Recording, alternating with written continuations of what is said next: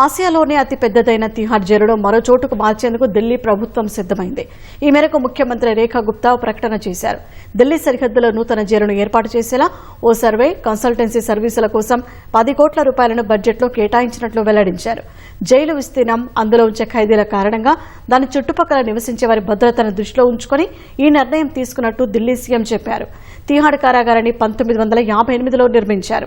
మొత్తం 9 జైళ్లతో 400 ఎకరాల్లో ఇది విస్తరించి ఉంది.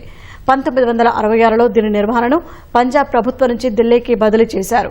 దేశ రాజధానిలో ప్రధాన జైలుగా ఇది ఉంది. ఢిల్లీలో ప్రస్తుతం 19,000 మంది ఖైదీలు ఉండగా తిహార్, మండోలి, రోహిణి ఈ 3 జైలు 10,000 మంది ఖైదీల సామర్థ్యంతో ఉన్నాయి. తిహార్ జైలు తరలింపు ప్రకటనకు ముందు ఢిల్లీ అసెంబ్లీలో సీఎం రేఖా గుప్తా బడ్జెట్ను ప్రవేశపెట్టారు. యమునా నది ప్రక్షాళన, మహిళల ఆర్థిక సాధికారత సహా 10 రంగాల అభివృద్ధి లక్ష్యంగా 2025-26 ఆర్థిక సంవత్సరానికి 1,00,00,000 కోట్ల రూపాయల బడ్జెట్ను ప్రవేశపెట్టారు.